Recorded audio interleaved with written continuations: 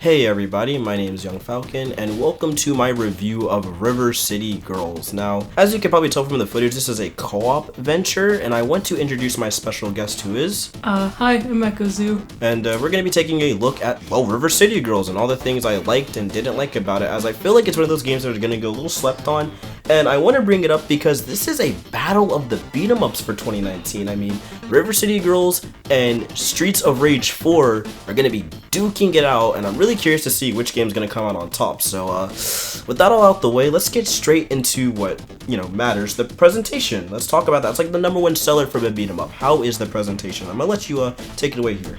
As far as the presentation goes, I like the graphics. The pixel art's really nice. The UI is pretty cool. Like the pause menu, for example, when you pause the game, instead of, like a regular menu, it's like, it comes up as little phones. When you're playing co-op, each player gets a phone or whatever. Yeah. And I think that was pretty cute.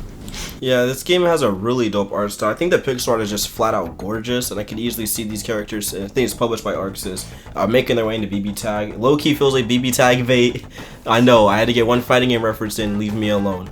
But anyways, it really does feel like BB Tag bait, and all the sprite work on everyone is incredible, and it still shows sprites can be done in the modern age, I just feel like we've really been lacking on just really detailed sprites. If you've seen a lot of indie games that have been coming out, not that their sprite work's bad, but the last one that really comes to mind is like Dead Cells, with like how wonderful and luscious the sprite work is. If you guys have played Dead Cells, you know what I mean. Game is gorgeous with all the particle effects, and River City Girls kind of brings it into with this more bouncy charm and like that gothic feel. So it's kind of nice to see a game tackle such in-depth sprites, but with the more bouncy and colorful look, and a little more cartoony too, which is always a blast to see. I thought the music was also something that's gonna go a little underappreciated, but so far a lot of the tracks hit different. Like the actual retro chiptune stuff, sounded really good, and the vocals, I usually thrash on English vocals, but they were pretty good here. It was a shocker, other than the theme song, but like other than that, like it was good, especially what was her name? Nostalgia? You mean Noise? Yes, sorry, Noise. Noise, her vocals, we didn't know who it was in the game, but the game like canonically explains it, and I thought that was a nice little touch they added on. They even give you like a bonus to do like 5% damage when one of her songs was playing, which was the icing on the cake. So there's a lot of cool little references like that. That's more into the story, so we'll save that for later. But overall, presentation nailed it for me. Obviously, I'm thinking it nailed it for you too.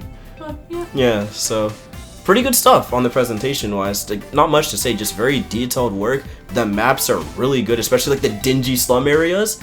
It was like depressing but funny at the same time, Right. because it's like this terrible locations, and just everything about the game felt great. And especially like, even just going through the stores, they all had like really dope character art that it just felt like wallpapers. Like it just felt like wallpapers that I was like interacting through, and really enjoyed it. It's had its own unique charm. Really reminded like early 2000s kind of for kids manga and stuff like that, really threw me back. Wasn't expecting that at all, especially like, again, like you said, with the phones, all the charms and stuff. I'm like, dang, we back. I got teleported on my Samurai Jack. But anyways, thought the game was pretty good throughout the presentation. However, in terms of gameplay, some of the maps do interfere, in my opinion. This didn't matter too much until like the tail end of the game, which is always the worst because you don't want your game to kind of end on that sour note. The Yakuza stage, some of the maps in the game were just trash. Like there are like two maps that stand out, and it's that one laser room. Yeah, right?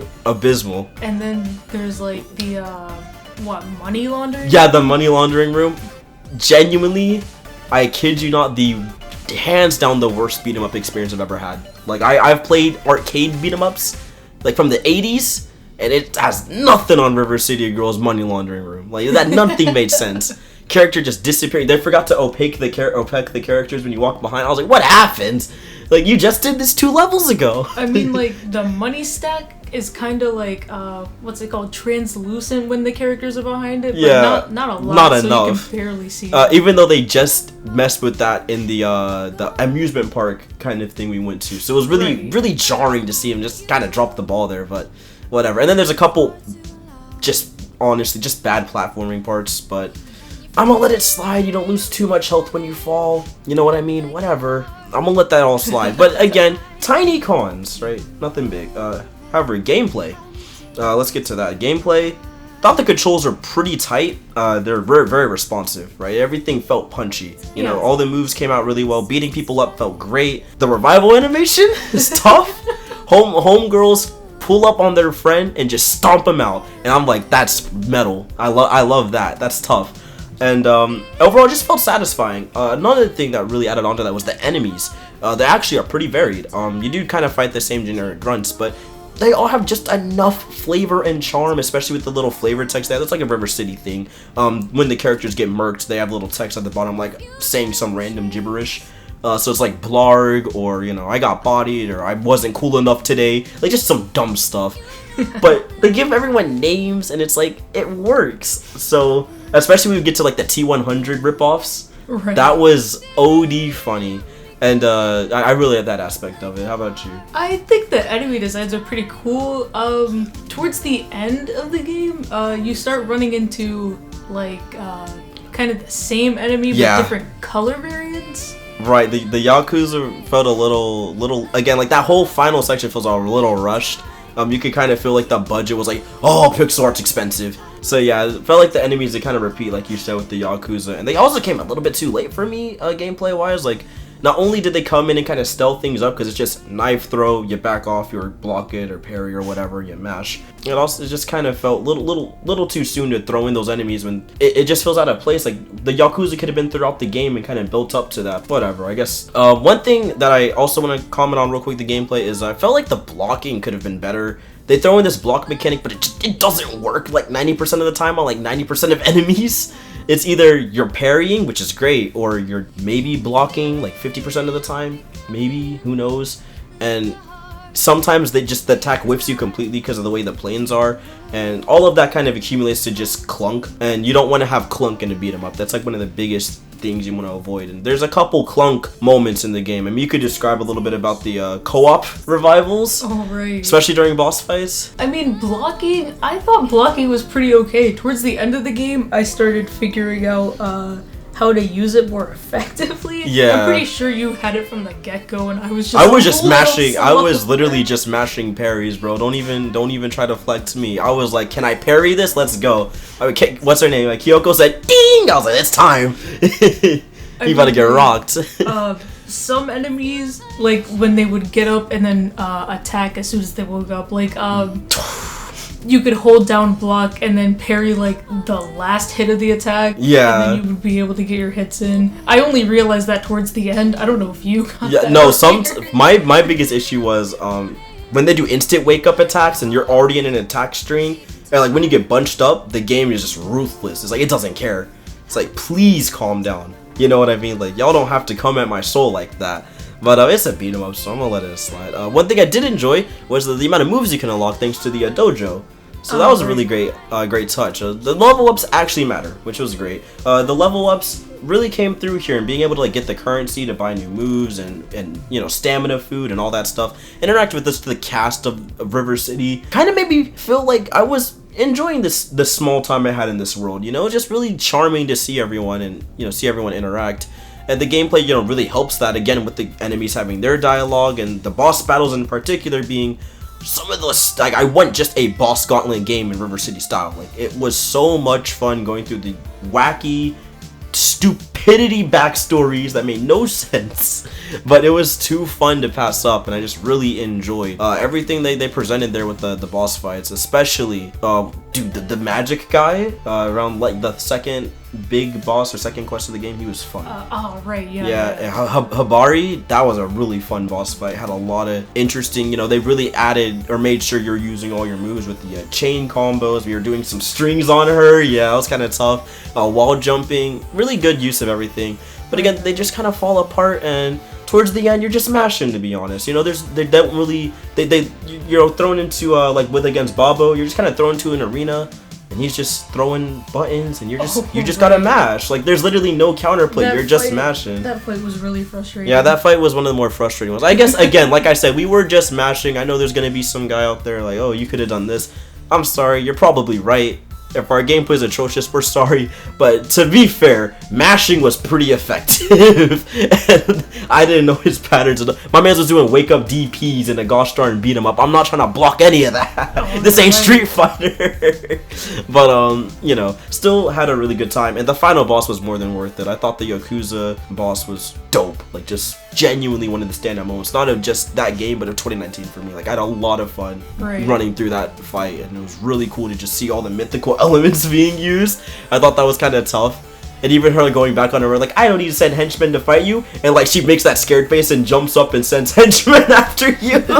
Like, all that stuff was great. So, pretty good stuff over there at WayForward. So, a great thing going on in the gameplay. Feel, again, a couple nagging issues, but nothing too big. And then we have the story. The girls are in class. Their boyfriends get kidnapped, or so they think. So they go through the towns and stuff trying to find their boyfriends. Yeah. And everyone's telling them, I haven't seen them, but, you know, they might be here, so, you know, they go to all the different places.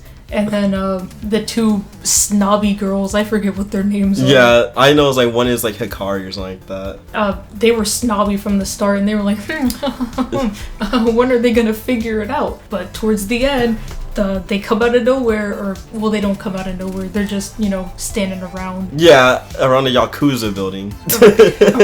I can't get over that. And they're like, you think they're your boyfriends? They're our boyfriends. Yeah, so you fight your way through. Turns out they are indeed the other person's boyfriends, and they get bodied. They got slapped up. And lesbian energy prevails once again. So not surprised in the slightest. Good stuff, WayForward.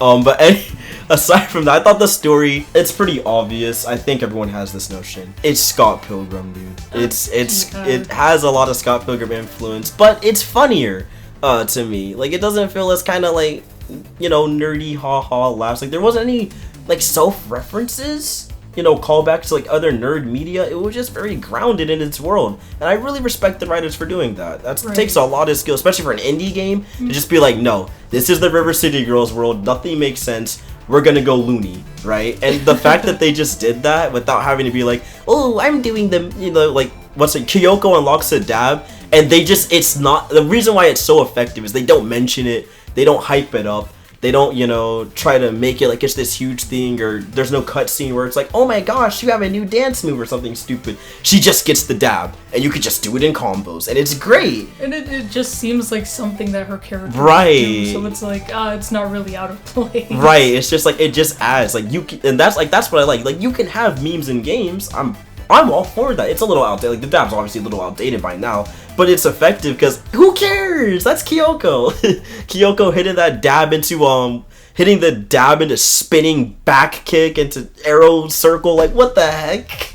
There's so many dumb combos you can make in this game, and it's all because the gameplay is just really top notch. And combining that with a pretty funny story, pretty, you know, lighthearted, just high school girls going through the troubles and trials of high school. And combining that with just outrageous gameplay and really interesting characters really made this game something I'm glad I didn't sleep on. I thought the game overall was pretty good. I don't really have score ratings, as you know if you've been on my channel. I hate scores. I think scores are just arbitrary, and people are just like, no scores. If you liked what you heard in the review, you'll love the game. Only downside is it's got a little bit of a steep price. I think $30 for around 8 to 9 hours of content, and honestly, again, it being a beat 'em up is a bit much. Maybe 2015 would be a little bit better. I say wait for this game to go on sale if you're more of a casual beat 'em up fan. You know, you're not really invested. But if you're in it, or, you know, into it for an arcade standpoint, you're an arcade fanboy, you love the beat 'em ups, you love Ninja Baseball Batman, no one's gonna get that. If you love Ninja Baseball Batman, though, you know, I know you're out there. I know my fans are out there. I'm not the only one who plays that game. You're gonna love this, and I think it's really worth the purchase. It's on everything: Xbox, PS4, PC, Switch. If I had to recommend a console, I say the Switch version.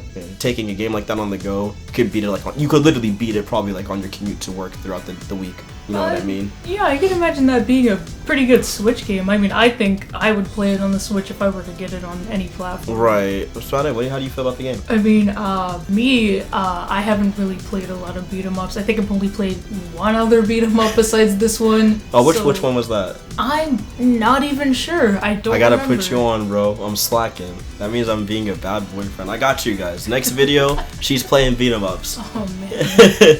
We're just gonna start to write Streets of Rage 2, baby. It might sorry. have been Streets of Rage. Yes, Maybe. sir. It sounds familiar. Game's godlike. Streets of Rage 2 is actually the game. No, actually, don't play the third one though. It's not good.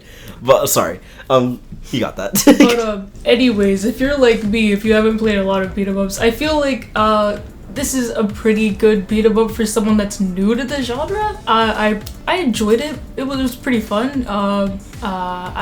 I would play through the New Game Plus. Yeah, New Game Plus with Yeah. the characters we unlocked. Yeah. Yeah, but yeah, I had a fun time. It was a fun little game to play. It didn't take long to beat it with 2 people, but I Right. don't know. I feel like if I played it alone, it would take a lot longer.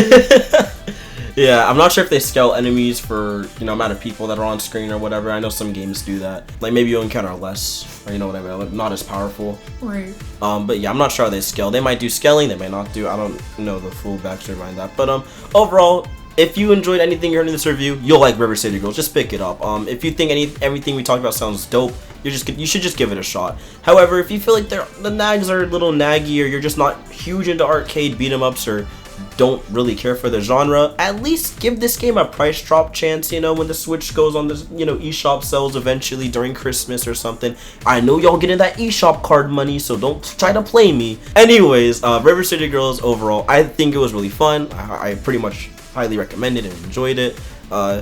Yeah, just like what you heard, just check it out. Alright, so overall, thank you guys so much for coming out to my channel. If you guys liked this kind of podcast style video, I'm going to try to get more of these out so we can get some more content on the channel. You'll keep it thriving, keep it fresh.